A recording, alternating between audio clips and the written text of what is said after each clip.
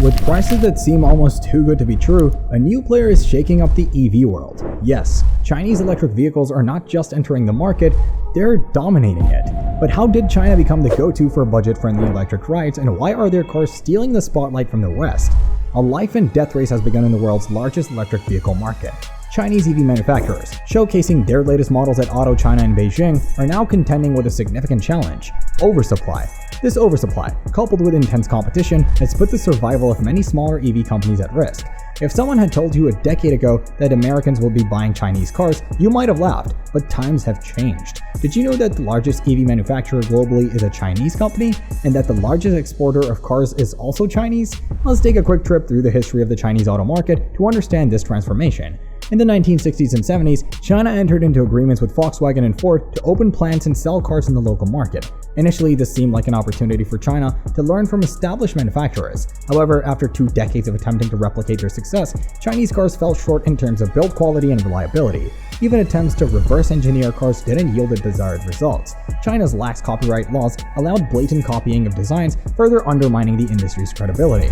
But then came a turning point. Some Chinese manufacturers decided to hire engineers from renowned companies like Ford, Honda, Mercedes-Benz, and Toyota to improve their vehicles. These engineers brought expertise and helped raise the quality bar.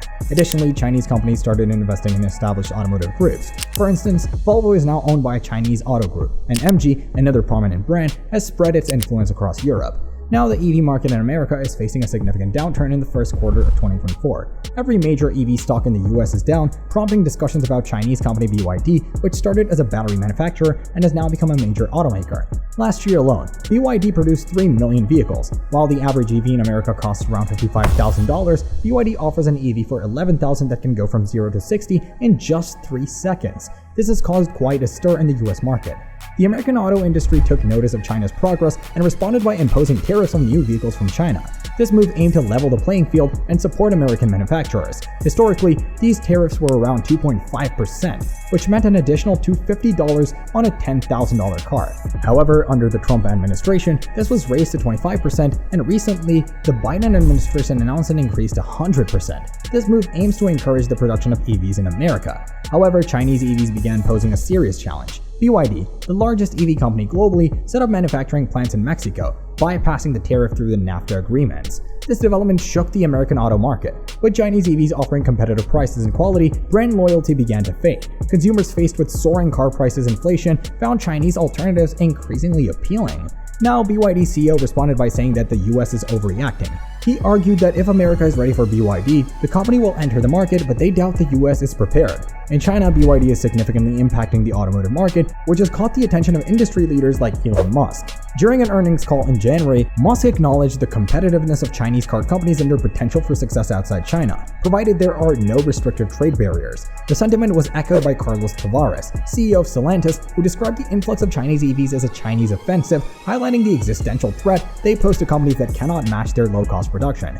National security concerns regarding Chinese EVs also exist, with some fearing that these vehicles could be used to track users' movements. The issue has gained traction, especially given the influence of key figures in the EV market. In the first quarter of 2024, US EV stocks have seen significant declines. Tesla, VinFast, Polestar, Lucid, XPeng, NIO, Rivian, and Fisker have all experienced substantial drops. Fisker, in particular, has seen a dramatic decrease of 98.7%. These declines raise a question about why Chinese companies can produce EVs at such lower costs. Comparing Tesla and BYD, Tesla still holds the top position globally, but BYD's prices are significantly lower. For instance, the BYD Seagull is priced at $9,700, while the lowest priced Tesla Model 3 is $34,000. This price difference is partly due to the cost of materials. Building an EV requires more minerals than a combustion vehicle, making EVs heavier on average. EVs require substantial amounts of minerals like graphite, copper, nickel, manganese, cobalt, lithium, and zinc. China holds a significant advantage here, producing 60% of the world's rare earth elements and processing 85% of them. In terms of global mine production, China leads significantly, followed by the US, Myanmar, Australia, Thailand, and India.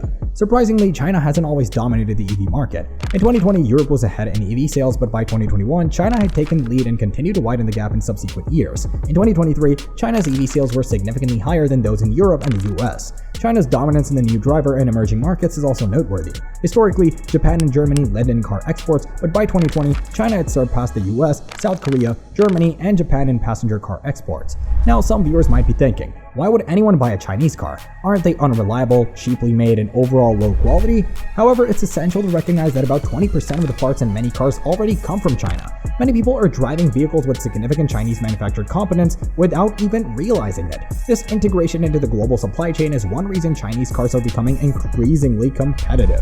When people hear about a $6,500 EV or a $15,000 SUV from China, the immediate assumption is often that these cars must be low quality or unreliable. Yet, this is not the case. American car manufacturers typically produce only about 30% of their parts in-house, which significantly increases their costs. This applies to American, Japanese, and even European brands. One notable exception is Tesla, which manufactures around 65% of its parts in-house. This higher degree of in-house production allows Tesla to reduce costs and increase profit margins, making it the only major manufacturer that consistently turns a profit on its EVs.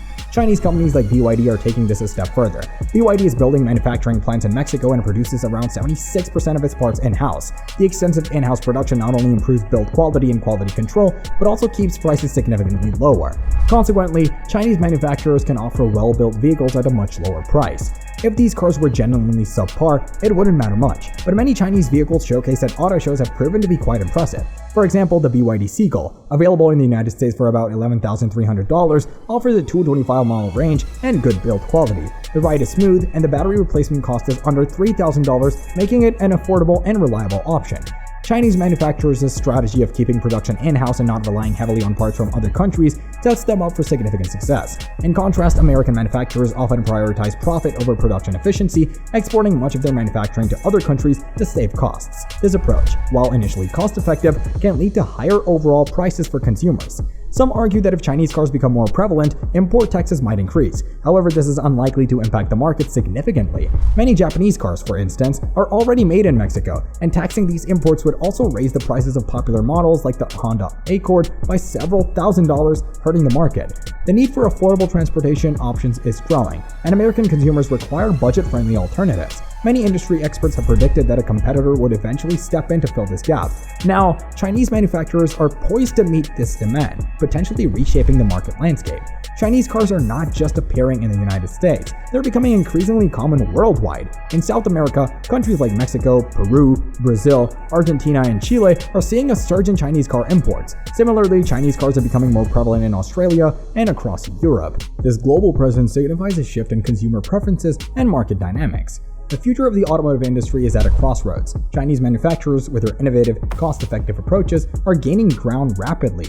If American manufacturers do not adapt by increasing domestic production and improving efficiency, they risk being outpaced by these newcomers. The rise of Chinese EVs represents a significant shift, one that could reshape the industry and redefine consumer expectations globally.